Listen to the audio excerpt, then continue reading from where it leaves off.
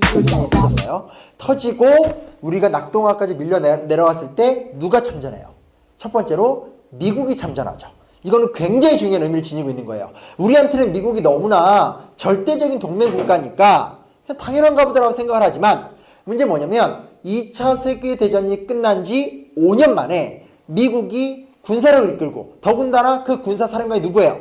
메가더예요. 그 메가더가 어떤 사람이에요? 태평양 전쟁 사령관이었고 그 전에는 필리핀 총독이었어요. 그러니까 소위 말하는 2차 세계대전 이전에 아시아를 관리했고 2차 세계대전에서 태평양 전쟁을 이끌었던 인물이 6.25 전쟁에 미군을 끌고 참전한 거예요. 인천 상륙작전은 실제로 투입된 전함만 260대가 넘어요. 영화에 나온 것처럼 그렇게 은밀하게 진행된 게 아니라 아주 공개적이고 대규모의 작전으로 시작이 됐던 거거든요. 그러니까 무슨 얘기냐?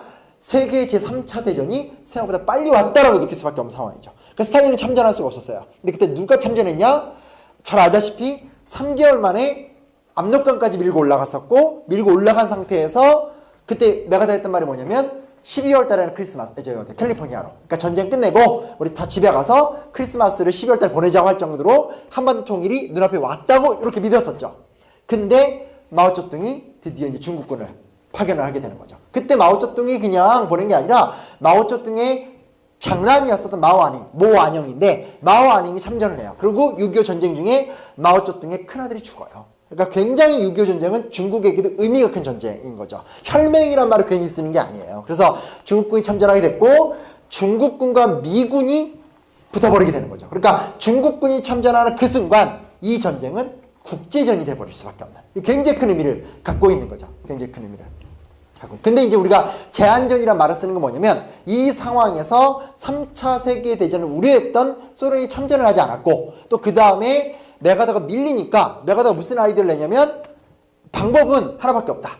핵폭탄, 이거 진짜 너무 충격적인 발상인데 핵폭탄 26기를 평양을 중심으로 해서 만주일 때까지 아예 통째로 꼽자. 그래서 그냥 요일 때까지 만주일 때까지 다 먹자. 이런 제안을 하거든요. 근데 그거를 트루먼이 얘가 미쳤구나 하면서 메가더 해임시켜버리잖아요. 그러니까 무슨 얘기냐면 국제전이 발발은 했는데 제한전, 리미티드 워, 딱 이 이상은 안 된다. 한국 전쟁이 가긴 가지만 죽었다 깨어나도 이게 소련과 미국의 전면전으로 가서 세계 3차 대전이 일어나서는 안 된다라는 아주 기묘하고 이상한 국제전이 전개가 된 거예요. 그 전쟁의 범위가 언제나 한반도 내에서만 일어나게 되는 과정을 거치게 되는 거죠. 그리고 사실은 이런 결과가 있었기 때문에 휴전협정에 사인을 할 때도 중국과 북한과 미국이 사인을 하거든요. 여기 소련이 사인이 없어요. 그러니까 소련이 아시아 쪽 영향력을 잃어버리는 거죠. 그리고 여기도 우리가 사인을 안 했죠. 그러니까 우리도 또 영향력이 미국에 종속될 수밖에 없는 좀 그런 한계도 나타나게 되는 거고요. 그래서 아주 6.25 전쟁은 전쟁의 성격으로 본다면 기묘한 형태의 전쟁이었다. 근데 아주 분명한 건 이거는 명백한 국제전이었다라는 성격만큼 분명한데 오늘 우리나라 사람들은 여전히 그냥 6.25 동란 정도로 인식을 하는 굉장히 좀 이렇게 좀 잘못된 인식 속에서 아직은 벗어나고 있지 못하다는 걸 인지를 할 필요가 있겠고요. 톱질 전쟁이란 말을 써요. 이 전쟁을 두고. 이건 학술 용어가 아닌데 학자들이 되게 많이 하는 얘기예요. 톱질 뭔지 아시죠? 이렇게 톱을 이렇게 욱욱 이렇게 하잖아요. 그러니까 뭐냐면 톱을 솔직히 올라갔다 내려갔다 하는데 6.25 전쟁이 갖고 있는 가장 큰 특징이 뭐냐면 전선이 너무 빠르게 이동을 했어요. 그러니까 시작하자마자 한 3개월 동안 거의 한반도 전체가 북한군에 의해서 점령을 당했고 다시 인천 상륙작전 이후에 다시 3개월 동안 한반도 전체가 남한에 의해서 점령을 당하잖아요. 그러고 나서 또 중국군이 들어온 다음에 얘네가 평택 오산까지 내려와요. 톱질 전쟁이죠. 전선이 너무나 확 올라갔어요. 내려갔어요. 문제가 뭐가 되냐면요. 이것 때문에 심각한 민간인 학살이 벌어지게 된 거예요. 왜냐면 지배를 그 전까지 막 동네 사람들이 이렇게 있잖아요. 그러면 다 알아요. 옛날에는 농사 짓는 데이기 때문에 저쪽은 좀 좌빨, 저쪽은 우빨, 저건 좀 중간파 서로 다 알아요. 아는데 일거에 한 동네가 빨간 깃발이 딱 들어서게 된 거죠. 그러니까 어떻게 하게 됐어요? 하얀 애들을 다 솎아내기 시작을 하는 거죠. 김대중 대통령 자서전이 되게 재밌게 나와요. 김대중 대통령 본인도 목포에서 사업해서 성공했던 사람이기 때문에 잡혀서 산에 올라가서 이렇게 그 어떤 창고에 갇히거든요. 북한군에 의해서. 그러다가 약간 복잡한 과정을 거쳐서 그 건물이 부셔지면서 탈출을 해요. 탈출하는데 이제 공산군이 와서 다 죽이려고 하니까 목포 일대에서 잡혀갔던 김대중 전 대통령 젊은 날의 사업가 30대의 김대중이 뭐 부산인가까지 도망을 가서 간신히 목숨을 부지하고 그런 내용이 나오거든요. 이건 이제 북한군에 의한 민간인 학살이죠. 근데 어쨌든 현재까지 보도가 된 거에 의하면 남한군이나 미군에 의한, 특히 남한군에 의한 민간인 학살이 훨씬 많아요. 그건 이제 앞으로 또 연구가 좀 많이 되긴 돼야 되겠지만, 그중에 대표적인 건 여러분 잘 알다시피 뭐 보도연맹 학살 사건, 옛날에 그 태극기 날리며 아직도 잊혀지지 않죠. 그 김수로가 이은주 잡아가던 걸로 좀 세상에 많이 알려졌던, 그러니까 과거의 좌익이었는데 니네가 보도연맹에 가입하면 그 좌익의 죄가를 없애주겠다라고 약속을 했던 건데, 전선에 밀리니까 그 명부를 갖고 와서 다 죽여버리는 어떤 그런 사건이죠. 거창경민 학살 사건 같은 경우도 그냥 거창 일대 전선이 불투명하니까 요 일대에 있었던 조금이라도 빨갛다라고 의심되는 사람 다 죽여버렸던 사건, 뭐 이런 것들이죠. 그러니까 어마어마한 민간인 학살 사건이 이제 일어나게 되죠. 미군들 입장에서도 마찬가지죠. 뭐 굳이 미군 입장에서 본다라면 미군 입장에서 피하 구별이 좀 안 되잖아요. 같은 색깔들이니까 이제 필요에 따라서 그냥 그 지역 일대에 있는 사람들 다 소화시켜버린다. 이런 어떤 극단적 전략 같은 것들도 막 나오게 되고요. 그러면서 어마어마한 민간인 학살들이 이때 이루어지게 되는 거죠. 그러니까 이거를 내면화한 세대가 사실은 이제 우리 아버님 정도 세대가 되는 것 같아요. 그분들이 직접 민간인 학살을 겪지는 않았지만 바로 다음 세대잖아요. 그러니까 이런 무시무시함 속에서 어떤 반공이라는 생각을 하게 되는 그 여파, 그런 거죠. 그래서 이 톱경 전쟁을 통해서 민간인 학살, 반공주의, 또 이제 반공주의의 명분으로 한 독재 정권, 남한과 북한 이런 것들이 이제 이루어지게 된 거죠. 알려지지 않은 이야기가 있어요. 중간파 속어예요. 이게 뭐냐면, 자 보세요. 한 번쯤은 들어보셨을 거예요. 한국 현대사에 조금이라도 관심을 갖고 계신 분이면 이승만, 김구는 유명해요. 근데 김규식, 안재홍, 조소왕 분명히 독립운동사에서 유명했고, 근데 그분들이 지금 사실은 갑자기 안 나오죠. 왜 안 나오냐? 6.25 전쟁 때 다 북한으로 잡혀갔어요. 이게 되게 아이러니한 건데 뭐냐면 6.25 전쟁이 딱, 그러니까 김구 선생은 49년에 먼저 암살당하셨고 6.25 전쟁이 딱 터졌는데 딱 터진 순간 예를 들면 김규식 같은 몸이 굉장히 아팠어요. 몸이 아프셔서 피난을 못 갔고 상당수의 의식이 있었던 민족 지도자들은 그래도 우리가 서울에 있는 시민들을 두고 가면 안 된다 라고 해서 서울에 많이 남아 있었어요. 그러다 보니까 6.25 전쟁이 딱 터지고 나서 서울에 있었던 우리나라의 대표적인 중간파 민족주의 지도자들, 쉽게 말하면 이승만을 견제할 수 있는 저명한 민족주의 지도자들이 대거 싹 다 북한으로 잡혀간 거예요. 이분들의 죽음을 정확히 몰라요. 근데 올라가서 조소왕이나 김규식은 좀 활동 같은 것도 좀 하다가 돌아가신 걸로 알고 있는데, 여기가 중요한 사실은 뭐냐면 6.25 전쟁을 통해서 남한은 이승만을 견제할 수 있는 대안, 가능성 자체를 잃어버렸다는 게 아주 중요한 문제예요. 그래서 1차, 그러니까 6.25 전쟁 전에는 김구가 사라진 거고 6.25 전쟁이 일어나면서 6.25 전쟁 때문에 수많은 리더들이 사라진 거죠. 그리고 유일하게 50년대 후반에 조봉암이라는 아주 진보적인 인사가 나오지만 이건 좌익 경력을 갖고 있는 사람이잖아요. 그러니까 빨갱이로 몰아서 제거했던 거고. 그래서 문제는 뭐냐? 뒤에가 나오겠지만 4.19 혁명을 통해서 이승만을 처단은 했지만 대한 세력을 껴넣지 못하는, 그래도 뭐라 그걸 갖다가 미완의 혁명이라는 말을 꼭 쓰게 되는 거죠. 그렇죠?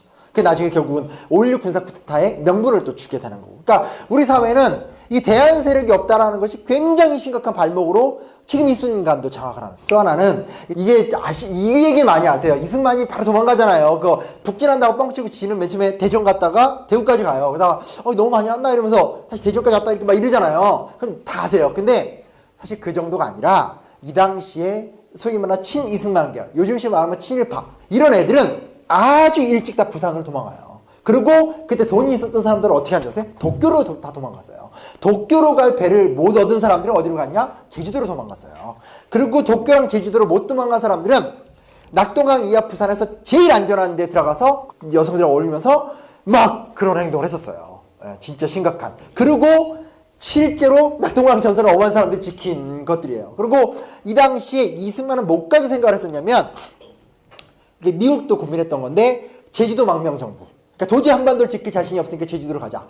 또 무슨 안까지 나온지 아세요? 제주도도 지키기 힘들다고 판단이 되니까 오키나와에다가 망명정부를 세우자는 얘기까지 나왔었어요. 그걸 이승만 정부와 미국 정부가 진지하게 대화를 나눴던 거예요. 그러니까 그런 의미에서는 정말로 메가더가 코리안 예수 그리스도가 맞아요. 메가더가 들어와서 인천상륙 작전 안 해줬으면 진짜 도대체 이게 역사 어디로 갈지 몰랐던 거죠. 그러니까 이런 얘기까지 많이 얘기를 안 하는데 6.25 전쟁의 결과로 우리가 얼마나 못난 정치사회적인 이야기들이 나왔는지는 냉정하게 살펴볼 필요가 있는 거죠. 뭔가 사회를 지켜보려 했던 사람들은 북한에 끌려가서 다 역사 속에 사라져버리고, 기득권을 가졌던 애들은 일본으로 망명가거나 부산에 있거나 이러면서 자기네 기득권을 유지하면서 거기에서도 놀면서 이렇게 낮에는 와서 이렇게 뭐 독려했겠죠. 하지만 실제로는 그 기득권을 취했다. 정말 부끄러운 역사 얘기들. 이런 것까지 사실 좀 알려질 필요가 있다. 그래서 어떤 해방 3년산 제가 다음 시간에, 5년산 다음 시간에 얘기해 주겠지만 6.25 전쟁사도 아주 개론적인 이야기지만 진짜 좀 관심 가져야 될 부분들이 많다라는 거. 그 다음 얘기는, 그러니까 사실은 우리 대한민국 역사 충분히 좀 재해석이 많이 필요해요. 왜냐면 이게 지금 한국 교육도 그렇고 이 이후부터는 그냥 이승만 정권, 박정희 정권 이렇게 가거든요. 그러니까 그냥 정권사로 가요. 대한민국 역사가 지금 벌써 70년이 됐는데 그 70년사를 이승만, 박정희, 전두환 이렇게 본다. 이렇게 봐버리면 무슨 문제가 생기냐면 결국은 독재 정권을 긍정하면서 얘기 시작할 수밖에 없거든요. 그리고 민주화 운동 같은 경우는 기껏해봤자 그 독재 정권의 최후의 가이드라인 정도만 되는 거기 때문에 그렇게 좋은 좀 역사관은 아니에요. 이승만부터 얘기를 간단하게 해드릴게요. 이승만 집권 기간은 48년부터 60년까지 총 13년입니다. 합법적으로 대통령이 됐던 건 첫 번째 한 번밖에 없었고요. 그 다음 두 번 대통령이 되기 위해서 헌법을 2번이나 뜯어고쳤죠. 그 네 번째 대통령이 됐다가 그 네 번째 선거에서 쫓겨나게 된 거예요. 정말 나쁜 이력이에요, 이 이력은. 왜냐면 그 이승만은 미주를 기반으로 독립운동을 했던 사람이거든요. 실질적으로 이분은 상하이에서 초대 임시정부 대통령이 되시기도 하셨지만 상하이에 머물렀던 기간이 6개월밖에 안 돼요. 그러니까 거의 평생을 미주에서 있었어요. 그리고 아주 평화적인 방법을 선호하셨고 열강의 지원 속에서 아주 온건하게 독립해방을 꿈꿨던 분이었기 때문에 독립운동사 조금 아시는 분은 장인환 전명훈 의거라고 있어요. 그 스티븐스. 미국인인데 일본을 조선이 지배하는 게 맞다라고 했었던, 그러니까 쉽게 말하면 미국에서 친일 활동을 펼쳤던 사람이에요. 근데 그 스티븐스가 일본에게 자금을 받고 을사조약 당시 우리나라에 와서 어떤 고문이 돼서 우리나라 내정을 간섭했던 사람이거든요. 그 사람이 이제 자기 임무를 끝내고 휴가차 샌프란시스코에 갔었을 때 장인환 의사하고 전명훈 의사가 샌프란시스코 기차역 앞에서 그를 처단해요. 그 샌프란시스코 기차역은 지금 가봐도 똑같은 구조이기 때문에 어느 자리에서 죽은지까지 정확히 알고 있어요. 근데 이제 장인환과 전명훈이 처단을 하니까 한인사회에서 장인환과 전명훈을 지켜내기 위한 법적 구명활동을 할 거 아니에요. 그때 사실은 변호사로 선임하려고 했던 사람이 이승만이었어요. 근데 이승만이 그 변호사 선임 요구를 거절했어요. 왜 거절했냐? 이거는 제대로 된 투쟁 방법이 아니다. 나는 평화를 사랑하지 그런 폭력적 방법에 동의할 수 없다. 이것 때문에 굉장히 한인사회가 소란스러워져요. 그러니까 어떻게 보면 그냥 이승만 입장에서 생각을 하고 어떤 투쟁의 방법이 여러 가지가 있으니까 지금 되게 좋게 이해하려고 하는 거예요. 여러 가지가 있으니까 본인이 비폭력적이고 합법적인 외교 독립 노선을 펼쳤다. 그렇기 때문에 안 했다. 이렇게까지 양보할 수 있다 쳐요. 그렇다면 그가 우리나라에 들어와서 어떤 행동을 보였어야 되겠어요. 당연히 그가 평생을 살아왔었던 미국식 아주 시민사회적인 미국식 자유민주주의의 수호자가 됐어야 된다는 거죠. 근데 이승만은 너무나 놀랍게도 대통령이 되고 2년 만에 했던 게 뭐냐? 헌법을 뒤집었다는 거예요.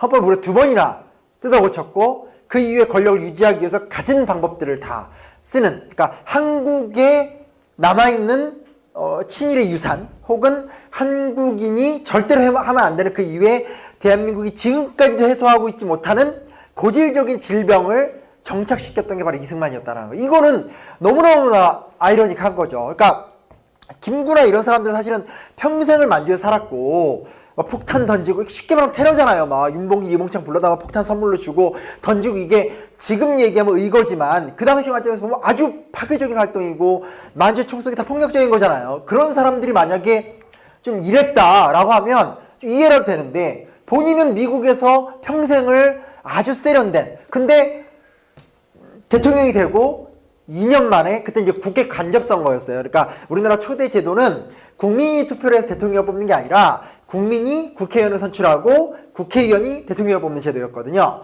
근데 딱 해보니까 48년에는 김구라, 김규식 같은 소위 말하는 평화 통일을 그러니까 지키려고 하는 민족주의 세력이 선거에 참여하지 않았거든요. 그러니까 누가 봐도 그 당시에는 그냥 누가 봐도 이승만이 대통령이에요. 이승만의 독주를 누구도 막을 수가 없었어요. 근데 문제 뭐냐? 49년에, 그러니까 이제 이때는 국회의원 임기가 2년이었거든요. 참 제도라는 게 중요한 게 국회의원 임기가 2년이니까 48년에 국회의원 선거를 해서 이승만이 대통령이 됐죠.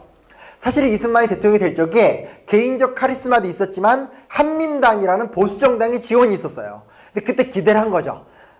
대통령 이승만 주고 국무총리를 비롯한 주요 국무위원은 우리 한민당에 갖는다. 근데 이승만이 국무총리는커녕 국무위원회도 한민당 자리를 안 줘요. 그러니까 2대 국회 쓸 때쯤 되면 이승만과 가장 친했던 한민당조차도 이승만에게 등을 돌리거든요. 근데 2대 국회의원 선거 때는 김구는 죽었지만 조소왕을 비롯한 상당한 그 이전에 이 중간파들이죠. 그러니까 어떤 민족주의 노선이 다 총선에 참여해요. 이때 가장 유력했던 정치인은 조소왕이었어요. 삼균주의, 민족, 충청 임시정부 외무부 장관 했던 사람이거든요. 조소왕 같은 경우는 이제 어디에 출마했냐? 동대문구 지역구에 출마했어요. 지금은 동대문구가 별로 의미가 없지만 한때 여기는 정치 1번지였고 이 동대문구가 이승만 지역구였거든요. 이승만 지역구였는데 거기에 이제 조소왕이 나온 거예요. 이승만은 대통령이니까 안 나오고 나왔는데 그러니까 만약에 조소왕이 이번에 국회의원이 되면 진짜 위험하다 해서 어떻게 해서라도 조소왕을 떨어뜨리려고 별짓을 다 해요. 그 당시 우리나라 경찰이. 그다음 무슨 소문까지 되냐면 선거 전날 조소왕이 북한으로 도망갔다는 소문까지 돼요. 그래서 그 전날 조소왕이 하도 억울하니까 용달차 하나를 빌려가지고 용달차에서 그 아시죠? 그 확성기 이렇게 그걸 몰고 다니면서 나 북한으로 넘어가지 않았다 이러면서 동대문을 막 돌아다녀요. 근데 그 다음날 투표 뚜껑을 열어보니까 전국 최다 득표가 조소왕이 돼요. 그러니까 굉장히 이미 민심은 2년 만에 이승만에서 많이 옮겨왔거든요. 그랬으니까 이승만 입장에서 대통령이 되고 싶으니까 임시수도 부산 이때 6.25 전쟁 중이었거든요. 6.25 전쟁 중에 국회의원들을 겁박을 해가지고 대통령 직선제를 관철시킨 거죠. 대통령이 한 번 더 해요. 그다음에 이제 사서익계원은 잘 알다시피 이제 초대 대통령에 관해서 중임 제한을 철폐시킨 거죠. 이게 헌법 실제로 읽어보면 되게 얄미워요. 뭐라고 나오냐면 대통령은 중임으로 함, 그러니까 4년 중임제죠. 그리고 밑에 뭐라고 써있냐면 단 초대 대통령은 예외로 함 이렇게 써 있어요. 그렇게 헌법을 뜯어고치고 사서익견 유명하죠. 그렇게 막 무슨 숫자 계산 이상하게 해서 그때도 그러니까 역사의 배신자들 많잖아요. 어느 날 수학자 하나 딱 등용해서 무슨 3분의 2 곱하기 해서 뭐 실제로는 뭐 의석수 어떻게 이런 얘기 나왔었는데 헌법을 이제 뜯어고치게 되는 거죠. 어쨌든 두 번 헌법을 뜯어고치면서 소위 말하는 헌법을 뜯어고치는 선례를 만들어 버렸죠. 헌법을 고칠 수 있다. 그래서 우리나라가 무려 현재까지 9번 헌법을 고친 거잖아요. 그리고 3대 대통령 선거 때는 워낙 인기가 안 좋아지니까 조봉암이라 새로운 리더가 나오는데 어떻게 했냐? 조봉암의 돌풍이 중요한 게 아니라 아니 뭐 돌풍도 중요하죠. 근데 이때도 맨날 나오는 여담이지만 이 당시에 이거죠. 그 여당 후보가 이승만이고 중도파 요즘 말하면 더민주당 정도 되는 후보가 신익희였어요. 신익희가 옛날 임시정부 때 비서실장 했던 사람이고 국회의장이었던 사람이거든요. 그리고 요즘 말하면 정의당이나 통합진보당 정도 되는 후보가 조봉암이었어요. 근데 이 당시에 조봉암이 돌풍을 일으키기도 하고 당시에 쉽게 말하면 신익희 입장에서 야권연대를 하지 않는 한 이승만을 못 제낀다고 판단한 거예요. 그래서 신익희가 야권연대를 제안해서 신익희와 조봉암이 사실 조인을 해요. 그래서 원래 계획은 뭐였냐면 신익희가 대통령 후보가 되고 이 당시 정부통령제이기 때문에 부통령 후보로 저기 누구냐 이쪽 그러니까 조봉암 계열에서 한 사람 추천해 넣는 구조였었어요. 근데 선거 얼마 전에 선거 유세를 하고 기차를 타고 돌아오던 신익희가 심장마비로 갑자기 죽어요. 참 역사가 안 되려면 안 돼요. 그래서 죽어요. 그래서 사실은 조봉암이 이 당시 200만 표를 받고 그러니까 이승만이 450만 표 받았거든요. 200만 표 받으면서 돌풍을 일으킨 거예요. 근데 여기서 충격적인 사실이 있어요. 언제나 시민의식이라는 게 중요하고 교과서 같은 얘기지만 그 교과서 같은 얘기를 우리 현실 가운데서 관철시켜야 되는 게 얼마나 중요한 얘기냐면 이때 죽은 신익희가 몇 표를 받는 줄 아세요? 정확히 말하면 조봉암이 250만 표 받았거든요. 신익희 200만 표를 받아요. 죽은 우리 신익희 선생님 그냥 보낼 수 없다고 사람들이 모여서 다 신익희를 찍은 거예요. 어떤 상황인지 아시겠죠? 그렇죠? 그러니까 이게 그 당시 민도의 수준이라는 게 이 정도였다라는 거예요. 좀 중요한 의미가 저는 이 선거에 있다고 좀 생각을 해요. 좀 보실 필요가 있고요. 어찌됐건. 근데 그 이후에 조봉암이 사실 진보당을 창설하거든요. 진보당을 창설하는데 이때 조봉암을 죽이죠. 어떻게 죽였냐? 법살. 이게 뭐냐면 법적인 살인이라는 뜻이에요. 사법살인. 조봉암을 빨갱이로 몰아붙인 거죠. 그래서 북한에서 김일성과 내통하고 있다. 라고 묶어서 결국은 간첩 혐의로 해서 처형한 거예요. 왜냐면 그 전까지는 49년에 김구가 암살당하잖아요. 그땐 테러가 가능했어요. 사람을 총으로 쏴서 죽일 수 있는데 한국전쟁 이후에 어찌됐건 국가 구성이 어느 정도 안정이 되니까 이제 더 이상 정적을 총으로 쏴서 죽일 수는 없는 거예요. 그리고 이승만의 지지도도 많이 떨어졌으니까 그러니까 총으로 쏴서 죽일 수 없으니까 카드가 무슨 카드예요? 방공카드인 거죠. 방공카드를 통해서 막 분위기를 조성해서 조봉암을 빨갱이에 몰아서 죽이게 된 거죠. 이때 신국가보안법, 국가보안법을 업그레이드를 시켜요. 원래 제주 4.3 때문에 국가보안법을 만들었었는데 업그레이드 시켰고 경향신문이라는 강력한 야당지를 폐간시켜버려요. 이때 경향신문에서 다뤘던 내용이 뭐냐? 저항권 사상 있죠. 저항권 사상. 로크의 저항권 사상. 지금 중학생 때부터 배운 바로 그 내용. 그 내용을 소개시켰다는 이유로 이 신문을 없애버렸었어요. 이런 식의 전횡을 부렸다가 결국은 이제 그 3.15 부정선거를 통해서 이제 무너뜨리게, 이제 사회革명이 일어나면서 무너지게 된 거죠. 그래서 그런 과정이고요. 근데 보세요. 무너뜨렸는데 문제 뭐냐? 대안 세력이 없잖아요. 김구 선생 죽었죠. 중간파 날라갔죠. 조봉암 날라갔죠. 소위 말하는 중도 괜찮은 멋진 우익이나 멋진 중도파나 멋진 좌익이 없는 거예요. 딱 누가 남아있냐? 이승만과 이승만을 맹목적으로 추종했던 어용 자유당 세력이 무너지고 나니까 그때 이승만과 합작을 했었던 소위 말하는 지주친일의 뿌리를 뒀었던 한민당이 이름만 바꾸고 민주당으로 있는 거죠. 그래서 투표를 해서 이 당시 투표를 해서 민주당이 정권을 장악하게 되는 거죠. 그러니까 이게 바로 소위 말하는 사회革명을 얘기할 적에 언제나 얘기하는 게 미완의 혁명이다. 혁명을 통해서 독재제를 무너뜨리긴 했지만 대안 세력이 없었기 때문에 도찐개찐한테 나라를 넘겨줬다. 아니나 다를까 이 이후에 민주당이 7개월간의 국정 운영을 보면 참 많은 좀 한계를 많이 드러내게 되는 거죠. 왜냐면 뭐 나쁜 일을 했다는 건 아니에요. 민주당 정권을 보면 여러 가지 긍정적인 요소들이 많거든요. 근데 문제 뭐냐? 정말 필요한 것들이라든지 반드시 관철시켜야 되는 것 속에서는 아주 지지분이라고. 무엇보다 얘네들이 제일 열심히 했던 건 정치투쟁이죠. 신파 우파 쪼개져서 막 지들끼리 싸우고.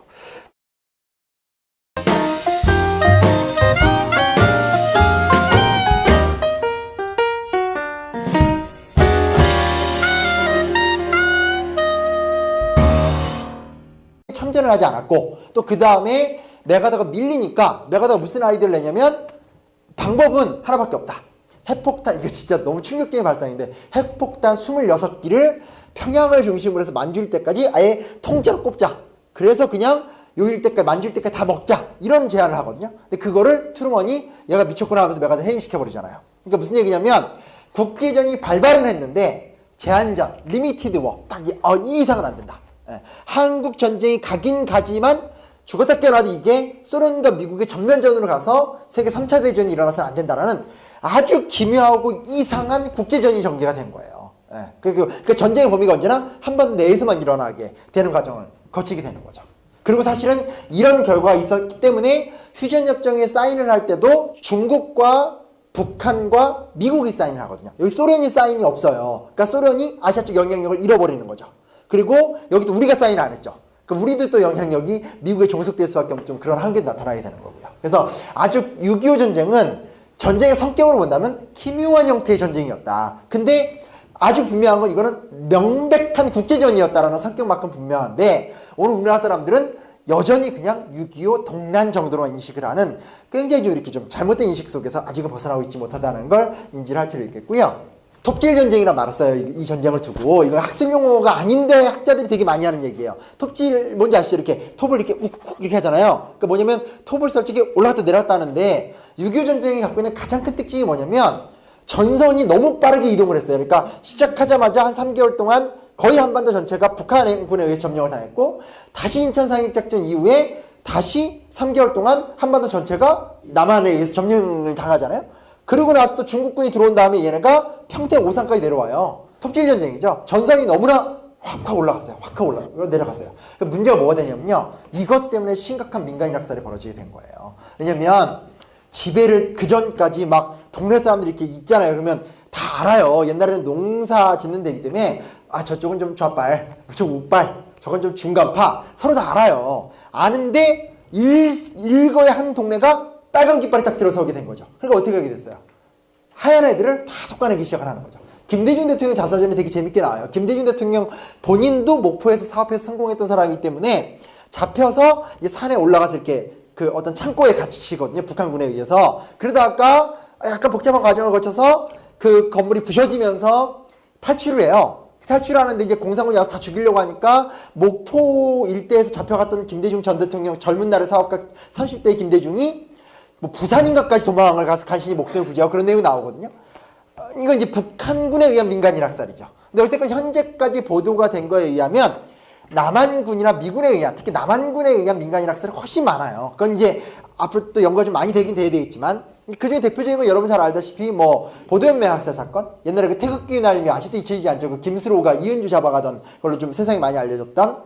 그러니까 과거에 좌익이었는데 니네가 보도연맹에 가입하면 그 좌익의 죄가를 없애주겠다라고 약속을 했던 건데 전선에 밀리니까 그 명부를 갖고 와서 다 죽여버리는 어떤 그런 사건이죠. 거창경민 학살 사건 같은 경우도 그냥 거창 일대 전선이 불투명하니까 요 일대에 있었던 조금이라도 빨갛다라고 의심되는 사람 다 죽여버렸던 사건, 뭐 이런 것들이죠. 그러니까 어마어마한 민간인 학살 사건이 이제 일어나게 되죠. 미군들 입장에서도 마찬가지죠.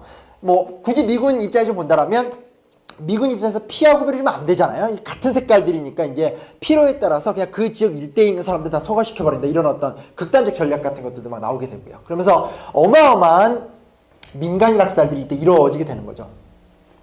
그러니까 이거를 내면화한 세대가 사실은 이제 우리 아버님 정도 세대가 되는 것 같아요. 그분들이 직접 민간인 학살을 겪지는 않았지만 바로 다음 세대잖아요. 그러니까 이런 무시무시함 속에서 어떤 반공이라는 생각을 하게 되는 그 여파? 그런 거죠. 그래서 이 토평 전쟁을 통해서 민간인 학살, 반공주의, 또 이제 반공주의의 명분으로 한 독재 정권, 남한과 북한 이런 것들이 이제 이루어지게 된 거죠. 알려지지 않은 이야기가 있어요. 중간파 속어예요. 이게 뭐냐면, 자 보세요. 한 번쯤은 들어보셨을 거예요. 한국 현대사에 조금이라도 관심을 갖고 계신 분이면 이승만, 김구는 유명해요. 근데 김규식, 안재홍, 조소왕 분명히 독립운동사에서 유명했고, 근데 그분들이 지금 사실은 갑자기 안 나오죠. 왜 안 나오냐? 6.25 전쟁 때 다 북한으로 잡혀갔어요. 이게 되게 아이러니한 건데 뭐냐면 6.25 전쟁이 딱 그러니까 김구 선생은 49년에 먼저 암살당하셨고 6.25 전쟁이 딱 터졌는데 딱 터진 순간 예를 들면 김규식 같은 몸이 굉장히 아팠어요. 몸이 아프셔서 피난을 못 갔고 상당수의 의식이 있었던 민족 지도자들은 그래도 우리가 서울에 있는 시민들을 두고 가면 안 된다 라고 해서 서울에 많이 남아 있었어요. 그러다 보니까 6.25 전쟁이 딱 터지고 나서 서울에 있었던 우리나라의 대표적인 중간파 민족주의 지도자들, 쉽게 말하면 이승만을 견제할 수 있는 저명한 민족주의 지도자들이 대거 싹 다 북한으로 잡혀간 거예요. 이분들의 죽음을 정확히 몰라요. 근데 올라가서 조소왕이나 김규식은 좀 활동 같은 것도 좀 하다가 돌아가신 걸로 알고 있는데 여기가 중요한 사실은 뭐냐면 6.25 전쟁을 통해서 남한은 이승만을 견제할 수 있는 대안, 가능성 자체를 잃어버렸다는 게 아주 중요한 문제예요. 그래서 1차, 그러니까 6.25 전쟁 전에는 김구가 사라진 거고 6.25 전쟁이 일어나면서 6.25 전쟁 때문에 수많은 리더들이 사라진 거죠. 그리고 유일하게 50년대 후반에 조봉암이라는 아주 진보적인 인사가 나오지만 이건 좌익 경력을 갖고 있는 사람이잖아요. 그러니까 빨갱이로 몰아서 제거했던 거고. 그래서 문제는 뭐냐? 뒤가 나오겠지만 4.19 혁명을 통해서 이승만을 처단은 했지만 대한 세력을 껴넣지 못하는. 그래서 그걸 갖다가 미완의 혁명이라는 말을 꼭 쓰게 되는 거죠. 그렇죠? 그 나중에 결국은 5.16 군사 쿠데타의 명분을 또 주게 되는 거고. 그러니까 우리 사회는 이 대한 세력이 없다라는 것이 굉장히 심각한 발목으로 지금 이 순간도 장악을 하는. 또 하나는 이게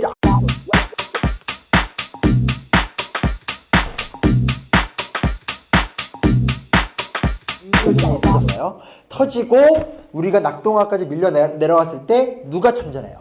첫 번째로 미국이 참전하죠. 이거는 굉장히 중요한 의미를 지니고 있는 거예요. 우리한테는 미국이 너무나 절대적인 동맹 국가니까 당연한가 보다라고 생각을 하지만 문제는 뭐냐면 2차 세계대전이 끝난 지 5년 만에 미국이 군사력을 이끌고 더군다나 그 군사사령관이 누구예요?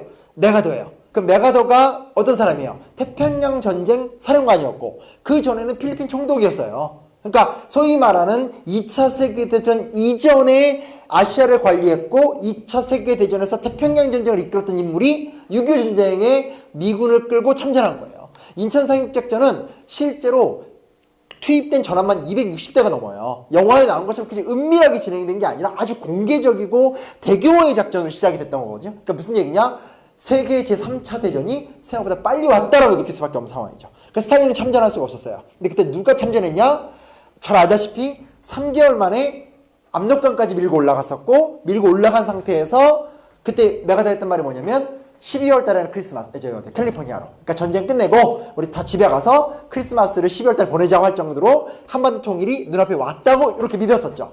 근데 마오쩌둥이 드디어 이제 중국군을 파견을 하게 되는 거죠. 그때 마오쩌둥이 그냥 보낸 게 아니라 마오쩌둥의 장남이었었던 모안영인데 마오안영이 참전을 해요. 그리고 6.25 전쟁 중에 마오쩌둥의 큰아들이 죽어요. 그러니까 굉장히 6.25 전쟁은 중국에게도 의미가 큰 전쟁인 거죠. 혈맹이란 말을 괜히 쓰는 게 아니에요. 그래서 중국군이 참전하게 됐고 중국군과 미군이 붙어버리게 되는 거죠. 그러니까 중국군이 참전하는 그 순간 이 전쟁은 국제전이 돼버릴 수밖에 없는 굉장히 큰 의미를 갖고 있는 거죠. 굉장히 큰 의미를.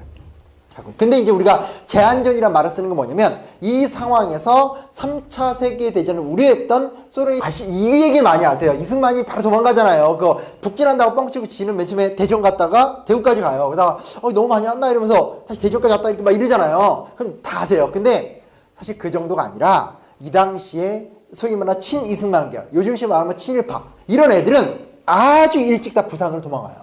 그리고 그때 돈이 있었던 사람들은 어떻게 앉았어요? 도쿄로 다 도망갔어요. 도쿄로 갈 배를 못 얻은 사람들은 어디로 갔냐? 제주도로 도망갔어요. 그리고 도쿄랑 제주도로 못 도망간 사람들은 낙동강 이하 부산에서 제일 안전한 데 들어가서 여성들과 어울리면서 막 그런 행동을 했었어요. 진짜 심각한. 그리고 실제로 낙동강 전선을 엄한 사람들이 지킨 것들이에요. 그리고 이 당시에 이승만은 뭐까지 생각을 했었냐면 미국도 고민했던 건데 제주도 망명정부. 그러니까 도저히 한반도를 지킬 자신이 없으니까 제주도로 가자. 또 무슨 안까지 나온지 아세요? 제주도도 지키기 힘들다고 판단이 되니까 오키나와에다가 망명정부를 세우자는 얘기까지 나왔었어요. 그걸 이승만 정부와 미국 정부가 진지하게 대화를 나눴던 거예요. 그러니까 그런 의미에서는 정말로 메가더가 코리안 예수 그리스도가 맞아요. 메가더가 들어와서 인천상륙작전 안 해줬으면 진짜 도대체 이게 역사 어디로 갈지 몰랐던 거죠. 그러니까 이런 얘기까지 많이 얘기를 안 하는데 6.25 전쟁의 결과로 우리가 얼마나 못난 정치사회적인 이야기들이 나왔는지는 냉정하게 살펴볼 필요가 있는 거죠. 뭔가 사회를 지켜보려 했던 사람들은 북한에 끌려가서 다 역사 속에 사라져버리고 기득권을 가졌던 애들은 일본으로 망명하거나 부산에 있거나 이러면서 자기네 기득권을 유지하면서 거기에서도 놀면서 이렇게 낮에는 와서 이렇게 독려했겠죠. 하지만 실제로는 그 기득권을 취했다. 정말 부끄러운 역사 얘기들. 이런 것까지 사실 좀 알려질 필요가 있다. 그래서 어떤 해방 3년산 제가 다음 시간에 5년산 다음 시간에 얘기해 주겠지만 6.25 전쟁사도 아주 개론적인 이야기지만 진짜 좀 관심 가져야 될 부분들이 많다라는 거. 그 다음 얘기는 그러니까 사실은 우리 대한민국 역사 충분히 좀 재해석이 많이 필요해요. 왜냐면 이게 지금 한국 교육도 그렇고 이 이후부터는 그냥 이승만 정권, 박정희 정권 이렇게 가거든요. 그러니까 그냥 정권사로 가요. 대한민국 역사가 지금 벌써 70년이 됐는데 그 70년